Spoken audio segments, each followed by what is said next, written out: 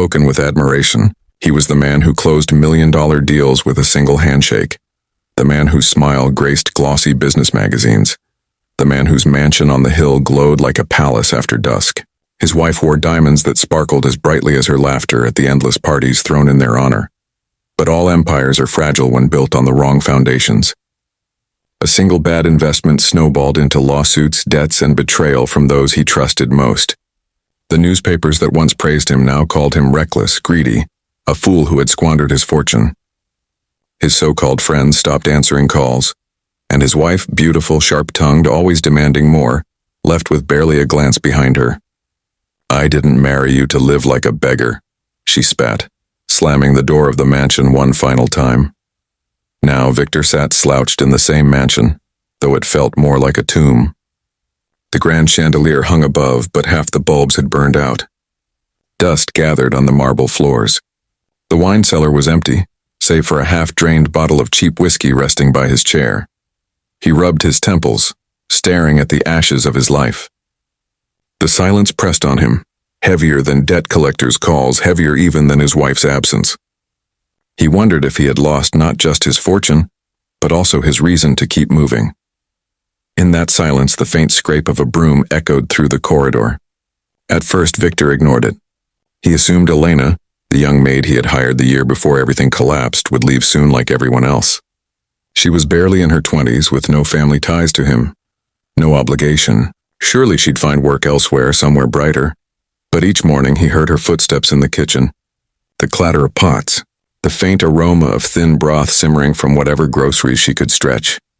When he woke from nightmares on the couch, a blanket would be draped over him, tucked neatly, though she never said a word about it.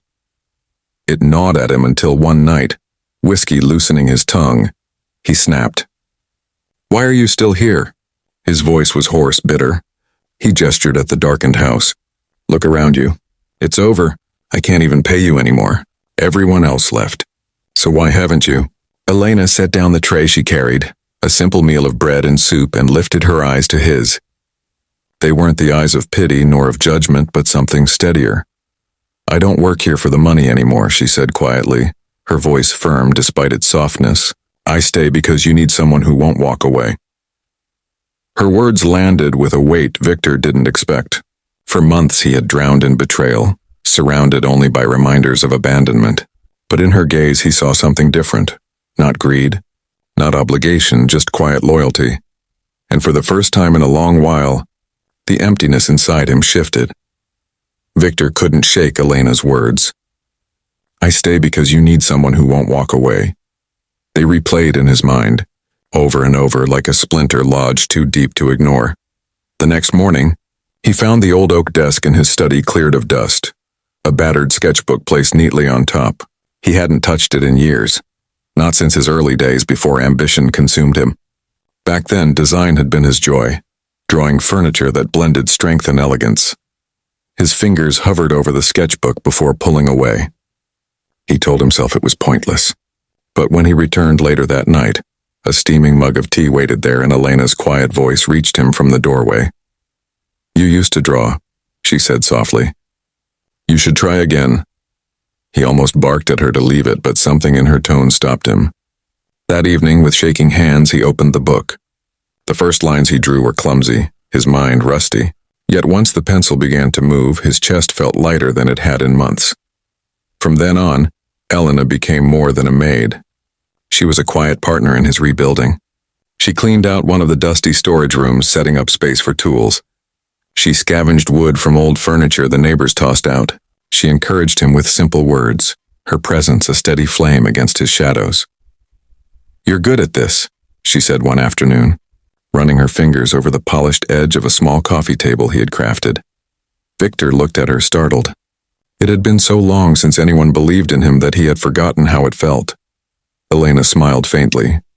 "The world might have forgotten who you are, Mr. Hale, but I haven't."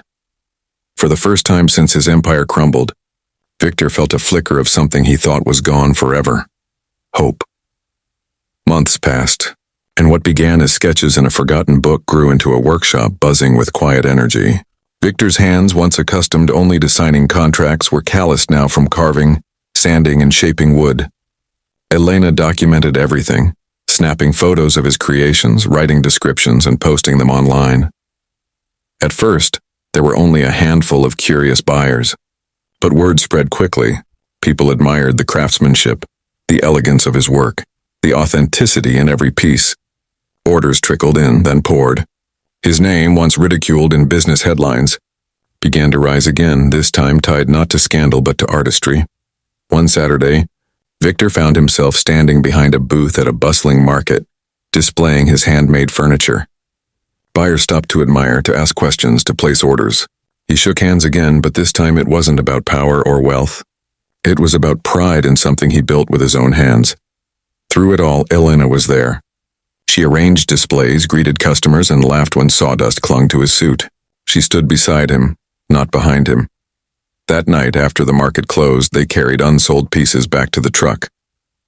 The evening sky blushed with fading gold, and Victor paused, watching her tuck a loose strand of hair behind her ear. "Elena," he said quietly, the weight of gratitude thick in his voice. "When I lost everything, I thought my life was over. But because of you, I found what really matters." She looked at him, her expression soft but steady. "Sometimes," she whispered, "you have to lose the wrong people to make space for the right ones." Victor's chest tightened, not with regret this time, but with something far stronger. As they drove home together, the once empty mansion no longer felt like a tomb. It felt alive, because this time he wasn't building an empire. He was building a life with her,